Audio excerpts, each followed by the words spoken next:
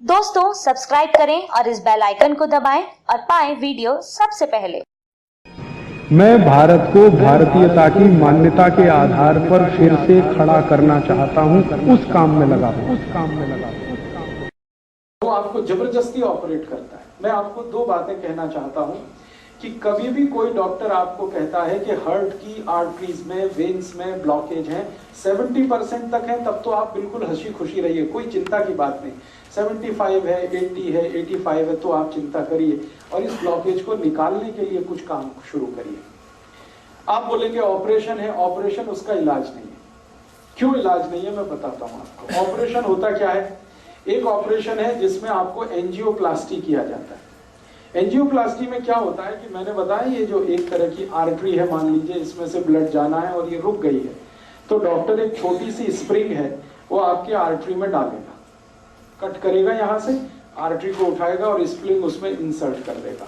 वो स्प्रिंग इतनी बड़ी होती है, वो जो बॉल पेन में आपने देखा है कि स्प्रिंग होती है, एग्जैक्टली वही स्प्रिंग, एग्जैक्टली वही स्प्रिंग, बस उस पर मेडिकेशन किया हुआ होता है, दवा उस पर लपेटी हुई होती है। वो स्प्रिंग 10 रुपए की बनती है, लेकिन आपके हार्ट में डलने के बाद उसकी कीमत 2 लाख रुपए हो जाती है। सिर्फ 10 रुपए की बनती है। आपको हैरानी होगी ये जानकर कि इतनी लूट मची है। हाँ, इतनी ही लूट मची है इस देश में। 10 रुपए की चीज को आपके हार्ट में डाल के वो कहेगा कि अब तो 2 लाख का बिल हो गया, 2.5 लाख का बिल हो गया, 3 लाख का बिल हो गया। आपको पता नहीं है, आप क्रॉस चेक नहीं करते और हम ये मान के बैठे हैं कि ये तो भगवान है जो डॉक्टर है। लेकिन आपको मालूम नहीं है कि भगवान जब होता था डॉक्टर तब होता था, अब नहीं है। अब तो वो शैतान से भी ज्यादा खतरनाक है। भगवान फिर भी आपकी जान ही लेगा, ये तो इतना शैतान है कि जान भी लेगा, पैसे भी निकाल लेगा आपके घर से। हाँ, ये तो शैतान से भी ज्यादा खतरनाक। इसलिए मैं आपको थोड़ा अवेयर करना चाहता हूं कि हार्ट की प्रॉब्लम लेके कभी भी किसी डॉक्टर के पास आप जाएं और कोई डॉक्टर आपको ये कह दे कि आपका कोलेस्ट्रॉल बढ़ गया, इसके कारण ब्लॉकेज आ गया है, या ट्राइग्लिसराइड बढ़ गया, इसके कारण ब्लॉकेज आ गया है, तो आप बिल्कुल मत घबराइए जब तक आप अपनी रिपोर्ट नहीं देख लेते कि इसमें कितना % है। अगर 70 या 70 से नीचे है तब तो चिंता करने की बात ही नहीं। घर आइए, आराम से सोइए, खाइए पीजिए। 70 प्लस है तो जरूर थोड़ी चिंता की बात है, लेकिन उस चिंता को दूर करने के लिए कुछ उपाय हैं जो मैं आपको बताना चाहता हूं। ऑपरेशन उसका उपाय नहीं है। क्यों? मान लीजिए उसने एक आर्टरी को कट किया और एक स्प्रिंग डाल दिया। स्प्रिंग मैंने कहा इतनी सी है, इतनी सी स्प्रिंग यहां आ गई, ठीक है। अब ये स्प्रिंग डाल दी तो इसमें होगा क्या कि आर्टरी का थोड़ा एक्सपेंशन हो गया, तो खून ज्यादा जाने लगेगा। 1-2 दिन आपको बहुत रिलीफ लगेगा, लेकिन आगे और पीछे जहां स्प्रिंग है ना, उसके आगे और उसके पीछे वहां फिर जमा हो जाएगा क्या? कचरा, कीचड़, कोलेस्ट्रॉल फिर जमा हो गया, तो फिर तकलीफ आएगी आपको। फिर दोबारा आप डॉक्टर के पास जाएंगे, फिर कहेगा आपको एक और एंजियोप्लास्टी कराना पड़ेगा। तो जहां पे उसने स्प्रिंग डाला था उसके आगे पीछे और एक डाल देगा, फिर आपका 2-2.5 लाख का खर्चा। फिर उसमें क्या होगा, जहां स्प्रिंग पड़ गई वहां से तो ब्लड निकल गया, फिर उसके आगे और पीछे फिर वही समस्या। मतलब सीधा सा ये है कि ब्लॉकेज होने की टेंडेंसी जब तक आपके ब्लड में रहेगी तब तक ये होता ही रहेगा, आप चाहे कितनी एंजियोप्लास्टी करा दीजिए। और एक आर्टरी में 2 या 3 से ज्यादा एंजियोप्लास्टी हो नहीं पाती क्योंकि वो बहुत वीक हो जाती है। तब डॉक्टर आखिर में कहता आप बाईपास सर्जरी करा लो। बाईपास सर्जरी में क्या होगा, जो आर्टरी है उसके पैरेलल एक दूसरी आर्टरी लगाएगा और इसको बंद कर देगा। लेकिन अगर ब्लॉकेज की टेंडेंसी उसमें भी बनी हुई है तो थोड़े दिन में उसमें भी ब्लॉकेज आ जाएगा। कीचड़ भरने की अगर नाली में टेंडेंसी है तो नाली कितनी भी नहीं बनाते रहो, कीचड़ भरने ही वाला है। आप कुछ ऐसी व्यवस्था करो कि पानी के साथ नाली में कीचड़ ही ना जाए, ब्लड में कोलेस्ट्रॉल बढ़े ही नहीं, ट्राइग्लिसराइड बढ़े ही नहीं। और कोलेस्ट्रॉल बढ़े तो वो बढ़े जो अच्छा वाला है, जिसको हम HDL कहते हैं। खराब वाला क्यों बढ़े? LDL और VLDL। तो मूल बात जो हमें समझने की है वो ये कि हार्ट की प्रॉब्लम में कभी भी आपको डायग्नोसिस कर दिया किसी डॉक्टर ने कि आपको हार्ट अटैक आने वाला है, हार्ट फेल होने वाला है, कार्डियक अरेस्ट होने वाला है क्योंकि आपकी आर्टरीज में यहां ब्लॉकेज है, यहां ब्लॉकेज है, तो इसमें चिंता नहीं करना है, चिंतन करना है। चिंता करेंगे आप, घबराएंगे, घबराहट में वो सारे पैसे आपके निकाल लेगा, क्योंकि यही आपका वीक पॉइंट है। आप चिंतन ये करिए कि मेरे ब्लड में जो खराब कोलेस्ट्रॉल है वो बढ़ क्यों रहा है, ये कम हो जाना चाहिए। अब ब्लड में खराब कोलेस्ट्रॉल बढ़ने से ही ब्लॉकेज है, तो खराब कोलेस्ट्रॉल बढ़ने के कारण जान लीजिए, किन कारणों से खराब कोलेस्ट्रॉल बढ़ता है और किन कारणों से अच्छा कोलेस्ट्रॉल बढ़ता है। जिंदगी में जितने भी लोग डालडा खाते हैं, डालडा आप समझते हैं, वेजिटेबल ऑयल, ये डालडा सबसे खराब वस्तु है जो खराब कोलेस्ट्रॉल को बढ़ाती है। खराब कोलेस्ट्रॉल मैंने फिर बोला एलडीएल और वीएलडीएल। एलडीएल और वीएलडीएल आपके खून में सबसे ज्यादा तब बढ़ता है जब आप डालडा खाते हैं और रिफाइंड ऑयल खाते हैं और डबल रिफाइंड ऑयल खाते हैं, ट्रिपल रिफाइंड ऑयल खाते हैं। तो refined oil, double refined oil, triple refined oil, Dalda, ये 4 नाम हमेशा याद रखिए जो सबसे खतरनाक है आपकी जिंदगी के लिए। इनसे जुड़े हुए अगर प्रोडक्ट आपके घर में हैं, डालडा या डालडा का कोई भी प्रोडक्ट, XYZ ब्रांड नेम से आ सकता है। रिफाइंड ऑयल का कोई भी प्रोडक्ट XYZ नेम से आ सकता है, वो रुचि हो सकता है, वो सोया हो सकता है, वो गगन हो सकता है, वो पता नहीं क्या क्या नाम से हो सकता है। ये सब वो प्रोडक्ट हैं जो आपके शरीर में खराब कोलेस्ट्रॉल का निर्माण करते हैं। खराब माने LDL और VLDL, उसके कारण आपको ब्लॉकेज है। तो क्या करना चाहिए? इमीडिएट आपको फैसला करना चाहिए कि भाई हमारे घर में डालडा नहीं आएगा, हमारे घर में कोलेस्ट्रॉल खराब बढ़ाने वाला कोई भी प्रोडक्ट नहीं आएगा। तो डालडा हटा दीजिए, अपने भोजन से डालडा निकाल दीजिए और रिफाइंड ऑयल भी निकाल दीजिए, डबल रिफाइंड भी ऑयल निकाल दीजिए। तो रिफाइंड और डबल रिफाइंड और डालडा निकालते ही आपका कोलेस्ट्रॉल घटना शुरू हो जाए इमीडिएट। और अगर आप चाहें तो 3 महीने ऐसा खाना खा के देख लीजिए जिसमें डालडा की 1 बूंद भी ना डाली गई हो और रिफाइंड और डबल रिफाइंड ऑयल ना इस्तेमाल किया गया हो। 3 महीने में वो डॉक्टर ही कह देगा अरे आपका तो बहुत कम हो गया LDL और VLDL।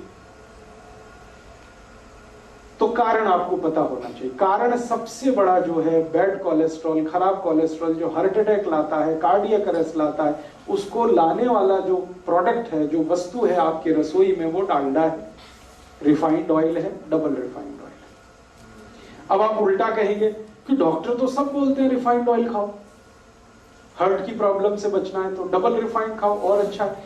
डॉक्टर इसलिए बोलते हैं कि उनका आपस में एक दूसरे के साथ जबरदस्त कनेक्शन है। रिफाइंड और डबल रिफाइंड ऑयल बेचने वाली कंपनियों का डॉक्टरों के साथ कनेक्शन है। डॉक्टर उनका जितना भी प्रिस्क्रिप्शन करेंगे, कंपनियों का धंधा चलेगा, कंपनियों का धंधा चलेगा तो डॉक्टरों का भी धंधा चलेगा। लोग जितना ज्यादा रिफाइंड और डबल रिफाइंड खाएंगे उतना हार्ट अटैक आएगा, उतना हार्ट अटैक आएगा तो डॉक्टरों की भी चांदी है, कंपनियों की भी चांदी है। इसलिए आप विज्ञापन देखकर टेलीविजन पर कभी भी जिंदगी के बारे में फैसला मत करिए। टीवी पर ऐसे ऐसे विज्ञापन आते हैं, कोई पत्नी अपने पति के बारे में बात करती हुई कहती है कि इनको तो ये तकलीफ है तो मैं उसी दिन से सोया वनस्पति ऑयल ले आई, तो ये ऑयल ले आई, तो वो ऑयल ले आई। बस यही खतरनाक, क्योंकि एक भी विज्ञापन सच नहीं होता और सच विज्ञापन करने की उनकी कोई जवाबदारी नहीं है, क्योंकि सरकार ने उनको झूठ बोलने का लाइसेंस दिया। एक भी विज्ञापन सच नहीं होता और सच बात विज्ञापन में बताई नहीं जाती। तो आप टीवी विज्ञापन देखकर कभी भी ये डिसाइड मत करिए कि हमारे घर में क्या लाना है क्या नहीं लाना है। वो ऑयल के बारे में है तब तो बहुत कॉशियस नहीं। तो आप जैसे ही डालडा हटाएंगे, जैसे ही ये रिफाइंड और डबल रिफाइंड ऑयल हटाएंगे, 3 महीने आप देशी घी में खाना बना के खा लीजिए, देशी घी, आप देखेंगे आपका कोलेस्ट्रॉल कम होना शुरू हो जाएगा, ट्राइग्लिसराइड कम होना शुरू हो जाएगा। अब ये महत्व की बात है जो आपने कहा वो भी नकली है, तो असली बना लीजिए घर में। दूध आपके पास आता है, दही बना लीजिए, उसमें से मक्खन निकाल लीजिए, मक्खन को गर्म करके घी बना लीजिए, वो आपके घर में ही है। मेरा कहने का मतलब ये है कि आप घी के लिए देशी घी जितना ज्यादा खाएंगे बैड कोलेस्ट्रॉल उतना कम बनेगा, डालडा जितना खाएंगे बैड कोलेस्ट्रॉल उतना ज्यादा बनेगा, रिफाइंड और डबल रिफाइंड खाएंगे और ज्यादा बनेगा। तो पहली बात अपने जीवन में याद रखिए कि हार्ट से जुड़ी हुई किसी भी प्रॉब्लम में तेल तुरंत बदल दीजिए। फिर आप बोलेंगे अच्छा डालडा छोड़ दिया, तो डालडा छोड़ के घी पे आ जाइए। और घी में मैं आपसे कह चुका हूं कि गाय का हो तो बहुत अच्छा है। गाय का घी जिस पर 12 साल मैंने रिसर्च किया है, 1 ग्राम भी कोलेस्ट्रॉल नहीं बढ़ने देता। गाय के घी में ऐसी तासीर है। हाँ मैं बताता हूँ, 1 मिनट। गाय का घी 12 साल तो मैं रिसर्च कर लिया, हजारों साल हमारे ऋषि मुनियों ने रिसर्च कर लिया।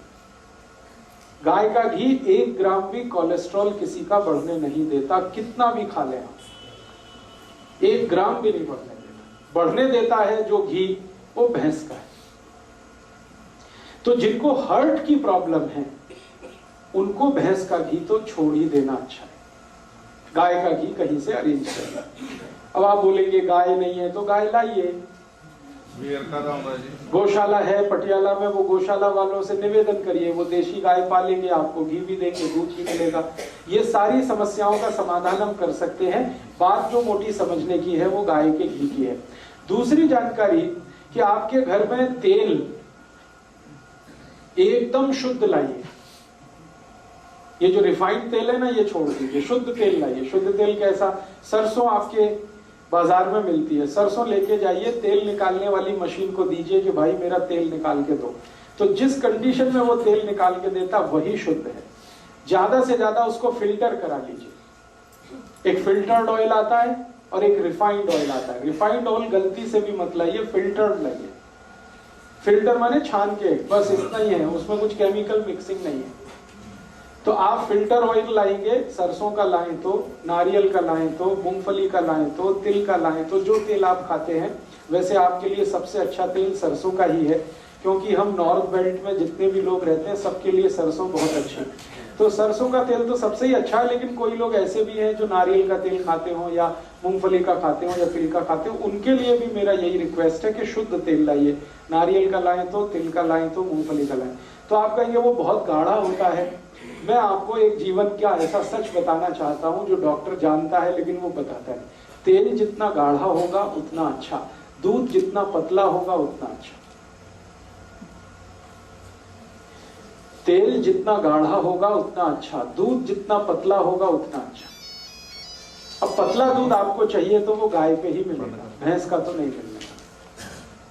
और गाढ़ा तेल चाहिए तो शुद्ध तेल ही गाढ़ा होता है, रिफाइंड तेल तो बिल्कुल पानी के जैसा है।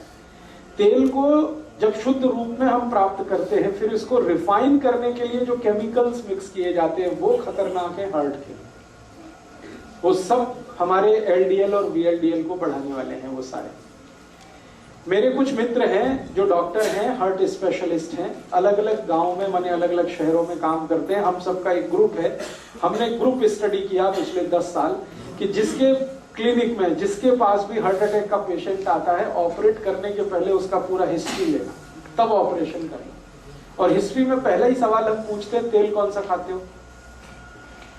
तो 10 साल जितने भी मरीजों के बारे में हमने जानकारी इकट्ठी की, 90% मरीज वो थे जिनको हार्ट अटैक आया और रिफाइंड तेल खाते, और डबल रिफाइंड खाते, उनको और जल्दी आता है। और जो मरीज हमको आके बोलते हैं कि जी हम तो शुद्ध तेल खाते हैं, प्योर तेल खाते हैं, वो सिर्फ 10% ही है। माने 90% खतरा ज्यादा है हार्ट अटैक होने का जब आप रिफाइंड तेल खा रहे हैं, डालडा खा रहे हैं, डबल रिफाइंड खा रहे हैं।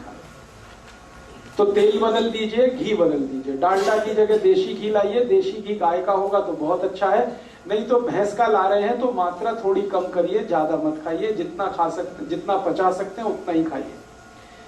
ये महत्व की बात है कि घी, देशी घी कभी भी गाय का होगा तो 1 ग्राम भी कोलेस्ट्रॉल नहीं बढ़ाएगा। इसमें आप बिल्कुल बेफिक्र रहिए, क्योंकि 10 साल मैं कर चुका हूं ये काम, और मुझसे पहले पुराने वैद्यों ने सैकड़ों साल ये काम करके देख लिया।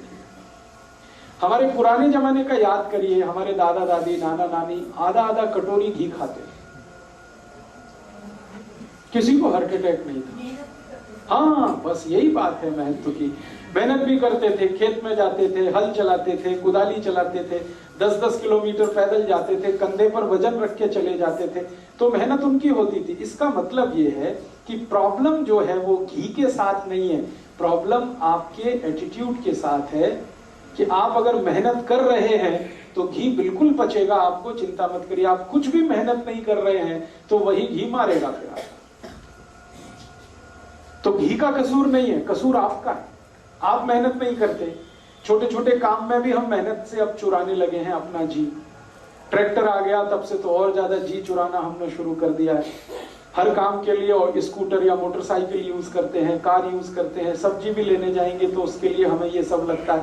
पैदल चलना हमारा इतना कम हो गया है, पहले बहुत पैदल चला जाता था, साइकिलें होती थी, पैदल चलते थे, तो ये सब फिजिकल वर्क पहले था, अभी बहुत कम है। तो इसमें घी का क्या दोष है? आप घी को गाली क्यों देते हैं? अपने को गाली दीजिए ना, हम मेहनत नहीं करते, हम निकम्मे हो गए, हम कामचोर हो गए, इसलिए ये प्रॉब्लम।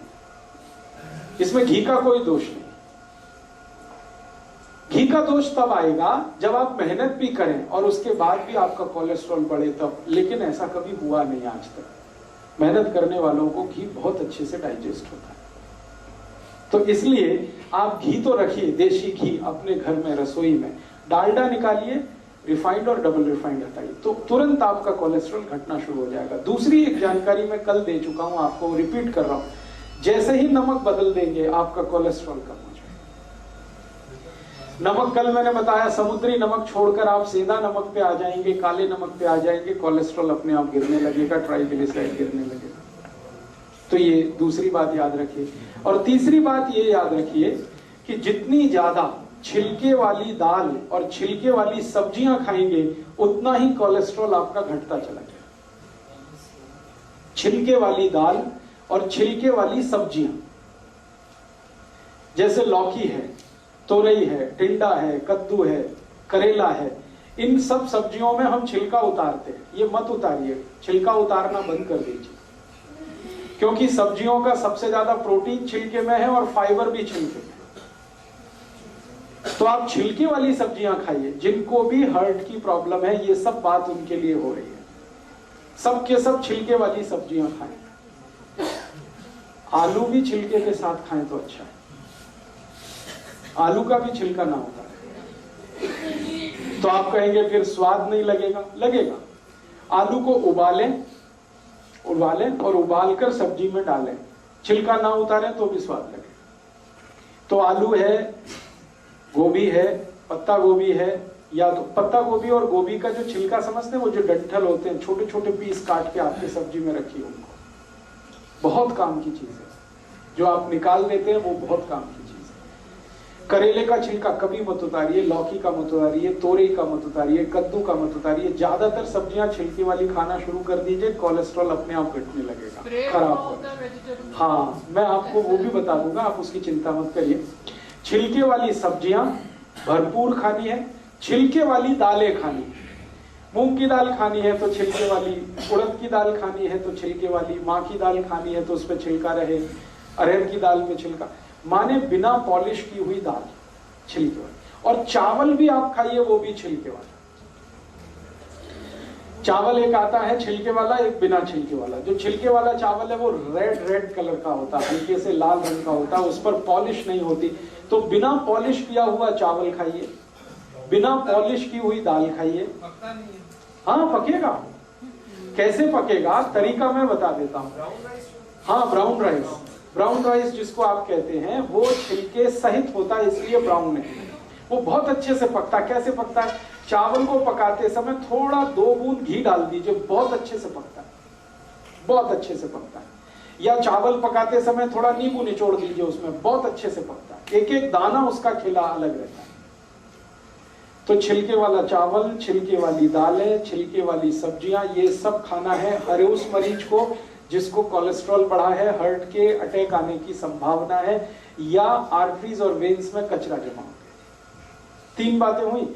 चौथी बात और एक जानकारी दे दूं कि जो रोटी आप खा रहे हैं, रोटी मोटे अनाज की खाइए। जितना मोटा अनाज उतना ही हार्ट के लिए अच्छा। जैसे मक्की है, बहुत अच्छी है हार्ट के लिए। बाजरी है, बहुत अच्छी है हार्ट के लिए। ज्वारी है, बहुत अच्छी है हार्ट के लिए। गेहूं उतना अच्छा नहीं है हार्ट के लिए। अगर गेहूं खाना ही है तो अकेला गेहूं मत खाइए, उसमें मिक्स करिए। क्या मिक्स करें? थोड़ा चना मिक्स कर दीजिए, थोड़ा सोयाबीन, थोड़ी ज्वारी, ऐसी चीजें मिक्स करिए जो मोटे अनाज में आती है। फिर उसकी रोटी बनाइए, मिस्सी रोटी कहते हैं या क्या रोटी कहते हैं, मिस्सी रोटी, यस, वो खाइए आप। गेहूं की रोटी कभी भी मत खाएं, ना खाएं वो सभी पेशेंट जिनको हार्ट की प्रॉब्लम है। मिस्सी रोटी खाएं, मोटी रोटी खाएं। और जब गेहूं आप पीसने के लिए लेके जाते हैं चक्की पर, और गेहूं के साथ बहुत सारी चीजें, तो उसको बोल करके मेरा आटा मोटा पीसो, बारीक मत पीसो। और बिना रोले तो हाँ, मेरा आटा मोटा पीसो, बारीक मत पीसो। और वो आटा घर में लाके कभी भी छलनी से छानना नहीं, क्योंकि उसकी जो चोकर आपने निकाल दी वही आपके हार्ट को बचाने वाली है। जो ऊपर के छिलके हैं, जो चोकर है, वही आपके खून को पतला करती है। तो इसलिए इस तरह से आप अपने लाइफ को थोड़ा एडजस्ट करिए। अगर हार्ट की प्रॉब्लम, अगर आपने ये सब शुरू कर दिया और थोड़ी 2-3 चीजें और अगर कर सकें तो बहुत अच्छा है। शाम को मैंने कहा खाने के बाद कम से कम 1000 कदम पैदल चलना, आपको वॉकिंग करना शाम को बहुत जरूरी है। दोपहर के खाने के बाद आराम करना बहुत जरूरी है, थोड़ा वज्रासन में बैठना बहुत जरूरी है। ये सब करते हुए अगर आपने अपने आप को ढाल दिया तो मैं आपको स्टाम्प पेपर पे लिख के देता हूं, जिंदगी में कभी भी हार्ट अटैक नहीं आएगा, कितना भी कोलेस्ट्रॉल बढ़ा हुआ रहने दो। और लगातार आप इस हैबिट में आ जाएंगे जो मैं बता रहा हूं, तो आपका 6-8 महीने में कोलेस्ट्रॉल अपने आप ही खत्म हो जाएगा। आप हैरान हो जाएंगे कैसे हो गया। आपने फूड हैबिट्स थोड़ी सी चेंज की, वो हो गया। जो खराब कोलेस्ट्रॉल बढ़ाने वाली चीजें हैं वो हटाते गए, और जो अच्छा कोलेस्ट्रॉल बढ़ाने वाली चीजें हैं उनको बढ़ाते गए, आप ठीक हो गए। तो बिना मेडिसिन के, बिना ट्रीटमेंट के, बिना ऑपरेशन के आप अपने हार्ट की प्रॉब्लम को ऐसे ठीक करें। अब आप बोलते हैं इसमें और कुछ कर सकते हैं, हाँ, और अगर कुछ कर सकते हैं तो कर लीजिए।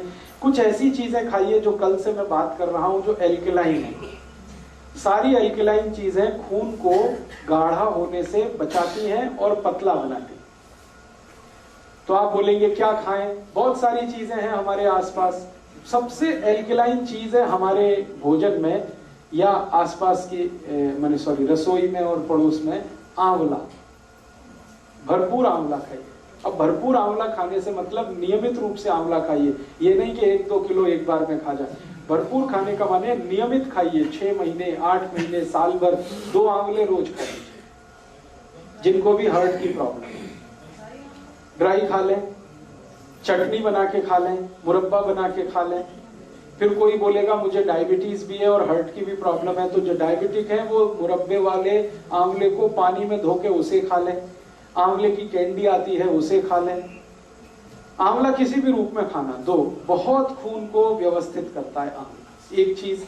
दूसरी और चीज क्या खा सकते हैं, अगर आपकी थोड़ी भी कैपेसिटी है खर्चा करने की, तो आप ये एलोवेरा जूस पी लें। बहुत एल्कलाइन है और खून को एकदम व्यवस्थित कर देता है। एलोवेरा जूस आसानी से उपलब्ध है, पटियाला में मिलता है। गुरप्रीत भाई से आप संपर्क कर लें, उनके पास व्यवस्था है। और भी कहीं मिलता हो, स्वामी रामदेव जी के यहाँ मिलता है, वहां से भी आप ले सकते हैं। एलोवेरा फ्रेश कितना खाया जा सकता है? हाँ, एलोवेरा फ्रेश अगर खाना चाहते हैं तो बहुत ही बढ़िया होगा, जूस से भी अच्छा होगा। एलोवेरा फ्रेश खाने का तरीका बता देता हूँ। उसका जो पत्ता आता है ना, वो काट के ऊपर वाला छील देना, उसको छिलका उतारना। हाँ, उतारना खाने के लिए।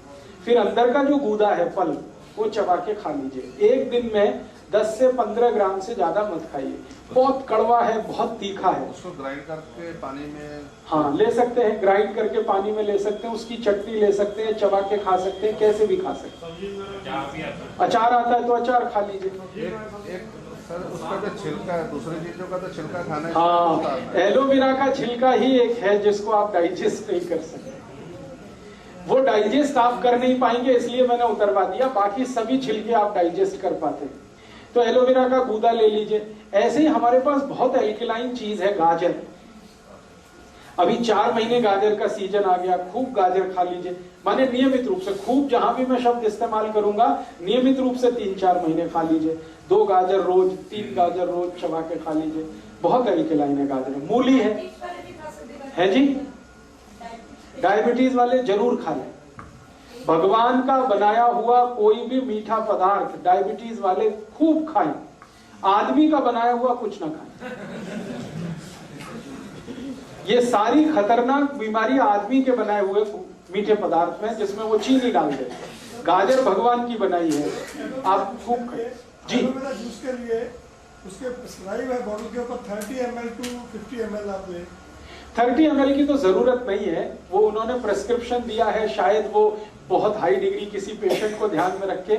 मैं आपको कह रहा हूं कि 10 से 15 ml ही पर्याप्त है। 30 ml बहुत ज्यादा है, नॉर्मल आदमी के लिए ठीक नहीं। वो बोतल पे इसलिए भी लिखा गया है कि बिके, सब जगह बेचने का प्रॉब्लम आ गया ना।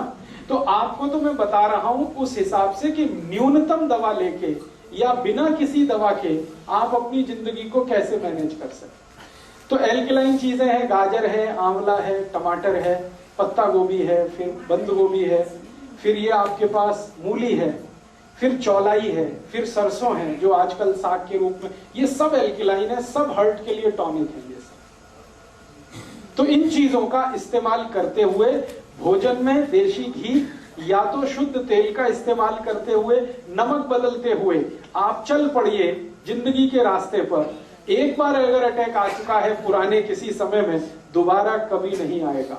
और जो भी ब्लॉकेज है वो बिना किसी दवा के अपने आप ही निकल जाएगा, क्योंकि बॉडी में ब्लॉकेज बनाने की टेंडेंसी है तो निकालने की भी टेंडेंसी है। दवा खाने की इसके लिए जरूरत नहीं है, मेडिसिन की इसके लिए बिल्कुल जरूरत नहीं है। अब एक आखिरी बात बता देता हूं, इमरजेंसी आ जाए, मान लो इमरजेंसी। इमरजेंसी क्या होती है, आपने जैसा मैंने कहा वैसे सब मैनेज किया आपने, ठीक है, और शायद कोलेस्ट्रॉल आपका इतना बढ़ा हुआ हो कि ब्लॉकेज 99% पहुंच गया हो।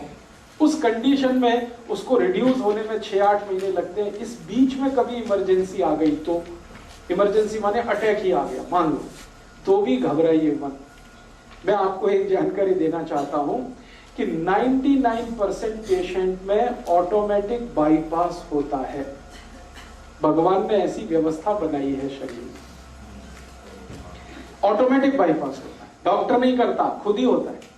कैसे होता है, मान लो मैं थोड़ी देर फिर पुरानी बात पे आता हूं, ये एक आर्टरी है, ये पूरी तरह से बंद हो गई, अब इसमें से ब्लड सप्लाई नहीं हो रहा है, तो ये जो बंद हो गई ना, इसके पैरेलल एक खुली हुई आर्टरी रहती है हमेशा।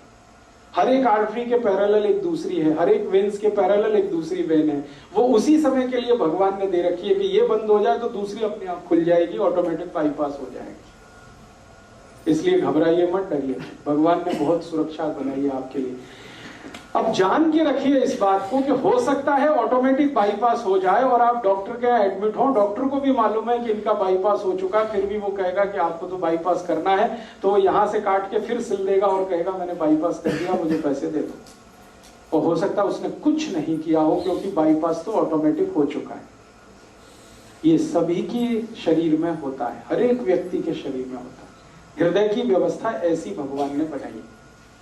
तो ऑटोमेटिक बाईपास 99% केसेस में होता है। 1% केस में नहीं हो पाता जब हार्ट फेल हो जाता है, उसी समय नहीं हो पाता, बाकी तो अटैक में तो होता ही है। इसलिए वहां भी ऑपरेशन की जरूरत नहीं है। हाँ, एक चीज जरूर ध्यान रखिए कि मान लीजिए इमरजेंसी है, आपको बहुत तेज पेन हो रहा है एंजाइना का, माने अटैक का, रात के 2:30-3 बजे के आसपास ही ये आता है।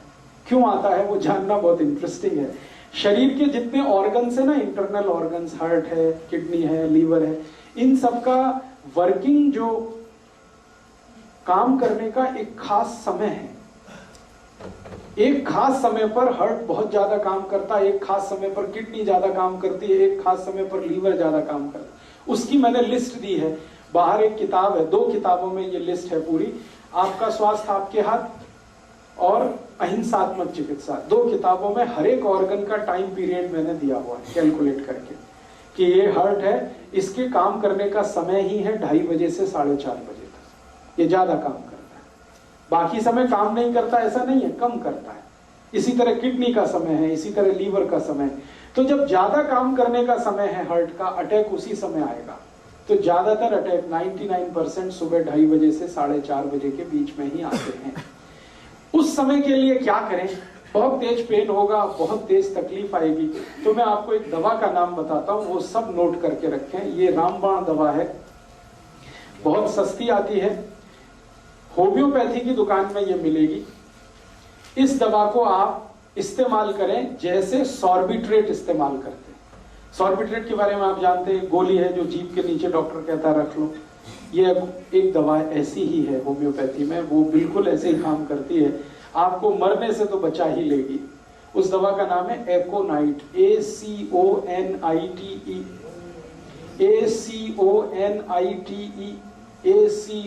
ACONITE, एकोनाइट। इसके आगे एक नंबर लिखना पड़ेगा, नंबर नहीं मिलेगी, 200 लिख दीजिए। एकोनाइट 200, ये लिक्विड फॉर्म में 5 मिलीलीटर की शीशी खरीद के रखिए, 10 रुपए की आती है, और उतनी शीशी से 100 लोगों की जिंदगी आप बचा सकते हैं। क्या करना है इसको, जब बहुत तेज एंजाइना का पेन है, हार्ट एरिया में, हार्ट रीजन में बहुत तेज पेन हो रहा है, इस दवा की एक बूंद जीभ पे डाल दीजिए पेशेंट पे, एक ही बूंद। 5-7 मिनट में ही वो कहेगा हाँ बहुत रिलीफ हो गया, ठीक है। फिर एक और बूंद डाल दीजिए 5-7 मिनट के बाद, फिर कहेगा और रिलीफ हो गया, और एक बार डाल दीजिए, बस 3 बार डाल के छोड़ दीजिए और भूल जाइए, और उसको भी कह दीजिए कि तुम भी भूल जाओ, फिर कुछ प्रॉब्लम नहीं है। डॉक्टर के पास भी जाने की जरूरत नहीं है, एंजियोग्राफी भी कराने की जरूरत नहीं है। अगर आप कराना चाहें तो पैसे ही खर्च होने वाले हैं आपके, और कुछ उससे ज्यादा नहीं निकलेगा। आपने उसको रोक लिया मरने से, अब क्या करना है वो मैं पीछे सब बता चुका हूं। उसका घी बदलवाइए, उसका तेल बदलवाइए, उसका दूध बदलवाइए, भैंस का पी रहा है तो गाय का लाइए, घी ला रहा है तो गाय का लाइए, फिर उसको कहिए नमक बदलो, फिर छिलके वाली दालें शुरू करो, छिलके वाली सब, ये सब उसको शुरू कर दीजिए उसकी डाइट, और 5-6 महीने के बाद वो बिल्कुल नॉर्मल हो जाए।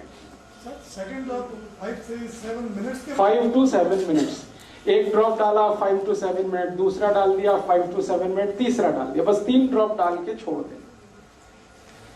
ये एक छोटी सी जानकारी मैंने आपको हार्ट और हार्ट से होने वाली प्रॉब्लम्स के बारे में दी है। अब एक आखिरी जानकारी और दे देता हूं कि हमारी रसोई घर में एक बहुत अच्छी मेडिसिन है जो इन सब काम को बड़े आसानी से करती है। हार्ट में अगर ब्लॉकेज आ गया तो उसको निकालेगी, कोलेस्ट्रॉल बढ़ गया है तो उसको घटाएगी, कचरा जमा हो गया खून में तो उसको साफ करेगी। उस मेडिसिन का नाम है मेथी दाना। मेथी दाना बारीक, ये जो मेथी दाना है पीला पीला होता है, खाने के बाद देखेंगे तो बहुत कसेला होता है, कड़वा होता है। ये बहुत अच्छा टॉनिक है हार्ट के लिए। मेथी दाना नियमित रूप से हर उस पेशेंट को देना है जिसको अटैक आने की संभावना है या आ चुका है। एकोनाइट तो दे ही दिया, वो तो उस समय के लिए बच गया, भगवान की दुआ हो गई उसके ऊपर, ऐसा समझ। हाँ, जो बारीक होता है वो काम का है, जो बड़ा वाला है वो अचार के काम का है। छोटा मेथी दाना वही काम का है। अब इसको खाना कैसे है, हर उस पेशेंट को ये देना पड़ेगा जिसको ब्लड में कोलेस्ट्रॉल ज्यादा है, ट्राइग्लिसराइड ज्यादा है, कचरा जमा हो गया, कीचड़ भर गया, उसको साफ करने के लिए 1 चम्मच छोटा वाला मेथी दाना 1 गिलास गर्म पानी में रात को रखना, रात भर उस पानी को रखना, सवेरे वो पानी सिप सिप करके पीना, क्योंकि पानी पीने का नियम जो बताया वो ध्यान रखना, और मेथी दाना चबा के खाना, बस इतना सा काम करना। नहीं, बिल्कुल नहीं। रात को गर्म पानी में 1 गिलास, कांच का गिलास रहना चाहिए, उसमें 1 छोटा चम्मच मेथी दाना, छोटा मेथी दाना वो डाल के रख दीजिए, रात भर रखा रहने दीजिए, सवेरे पानी को सिप सिप करके पी लीजिए और उस दाने को चबा के खा लीजिए। हाँ, डालते समय पानी गर्म जरूरी है।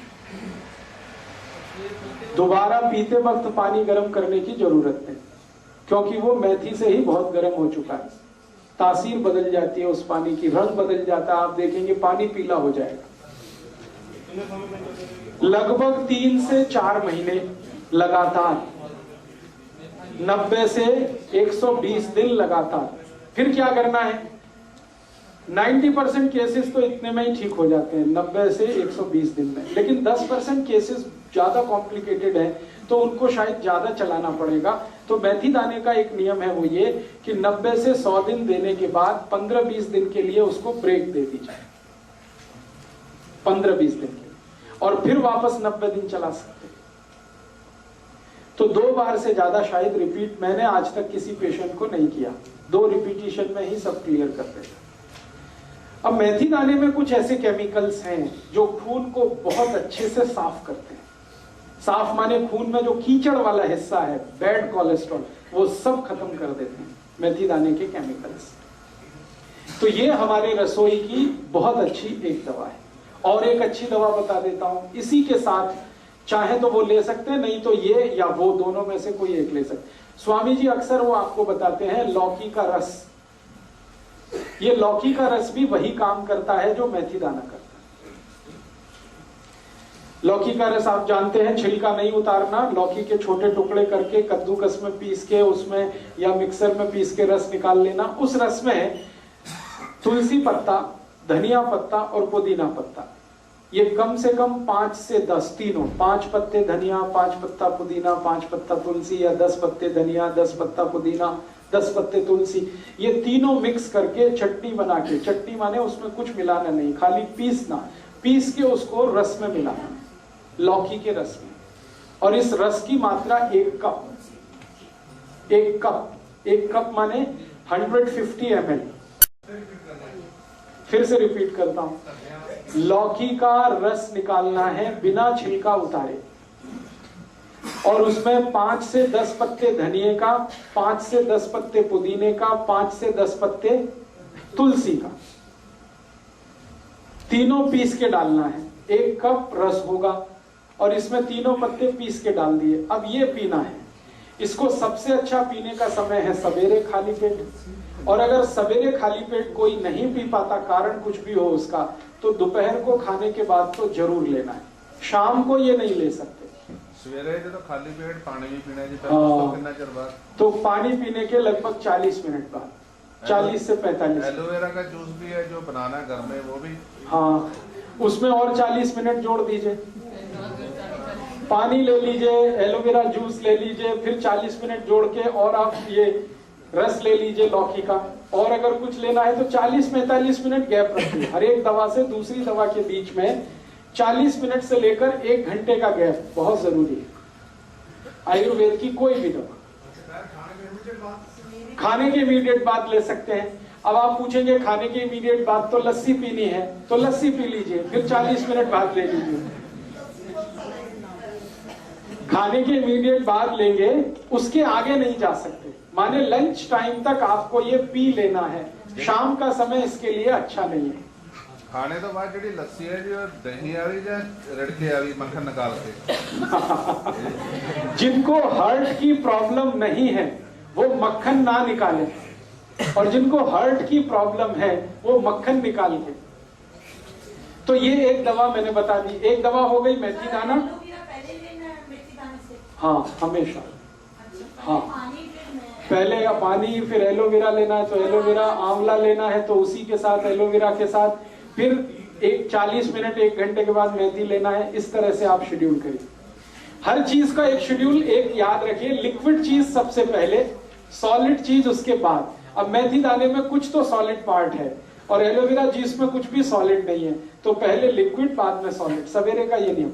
और एक दो जब दवाएं बता देता हूं इसी तरह की जो काम में आएंगी हार्ट के लिए। आपको अपने ही रसोई में इसी तरह की और एक बहुत अच्छी दवा है, अर्जुन की छाल, वो भी बहुत एल्केलाइन है। इस अर्जुन की छाल का पाउडर आता है, आप उसको यूज करिए हार्ट के प्रॉब्लम के लिए, जिनको भी है कोलेस्ट्रॉल ज्यादा या ट्राइग्लिसराइड ज्यादा या खून में कीचड़ जमा है, जो मैंने बोला था।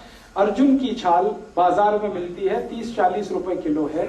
इसमें शहद मिला के, शहद नहीं मिला सकते तो गुनगुने पानी में मिला के, है जी, 100 रुपए किलो, तब तो आपको ठग लिया किसी ने। अगर आप उसको थोक बाजार से खरीदेंगे 30 से 40 रुपए किलो से ज्यादा भाव नहीं है उसका, पूरे भारत। आप थोक में खरीद लीजिए ना, मैं कह रहा हूं मार्केट थोक में जाइए, 30 से 40 रुपए किलो से ज्यादा भाव ही नहीं है उसका। तो आप जो है अर्जुन की छाल का पाउडर, इसको भी इस्तेमाल कर सकते हैं हार्ट पेशेंट के लिए, ये भी बहुत एल्केलाइन है। और एक दो चीजें बताता हूं जो इसी तरह से एल्केलाइन है और हार्ट के लिए बहुत। पाउडर ही लेना अर्जुन की छाल, शहद लेना है, शहद नहीं है तो गुनगुने पानी में मिला के लेना है। हाँ क्वांटिटी माफ करिए, भूल गया। कभी भी लेना है अर्जुन की छाल का पाउडर एक बार में तो आधा टी स्पून, एक टेबल स्पून है, एक टी स्पून आधा, इतना ही लेना है एक बार में, एक दिन में। फिर दूसरे दिन लेना है, फिर उतना ही। 3 महीने लगातार आप इसे भी ले सकते हैं, अर्जुन की छाल। और माफ करिएगा, ये जितनी चीजें बता रहा हूं ये सब ऑल्टरनेटिव के रूप में बता रहा हूं, एक साथ सब मत ले लेना।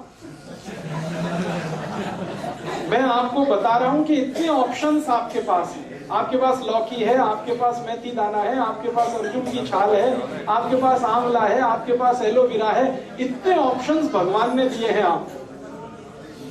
ये सभी ऑप्शनल और ऑल्टरनेटिव हैं, ये एक दूसरे के कॉम्प्लीमेंट्री नहीं है। ध्यान रखना कि इसके साथ ये ले लें, इसके साथ। कुछ लोगों को लगेगा जल्दी ठीक होना है तो सब ले लो एक साथ, तो उल्टा हो जाएगा। हाँ, इसलिए जितने पॉइंट्स मैं बता रहा हूं, या तो ये या तो ये या तो ये, और इसलिए ज्यादा बता रहा हूं कि आपको इस बात का आइडिया हो कि हम कितने रिच हैं। भारत कितना रिच है कि खाली रसोई में हार्ट को ट्रीट करने की कम से कम 20 दवाएं हैं, जो दुनिया के किसी किचन में नहीं, वो हमारे यहां। तो हमारी रिचनेस का पता चले। और दूसरा, हमारे पुराने बुजुर्ग, दादा दादी, नाना नानी जो कहते रहे हैं, उस पर आपका भरोसा बढ़े, इसलिए ये सब इतनी बता, वरना एक बता के मैं छोड़ देता कि इतना ही काफी है। दोस्तों, सबसे पहले तो चैनल सब्सक्राइब करें, फिर लाइक, कमेंट और शेयर करें। और हाँ, हमारा एंड्रॉयड ऐप डाउनलोड करना ना भूलें।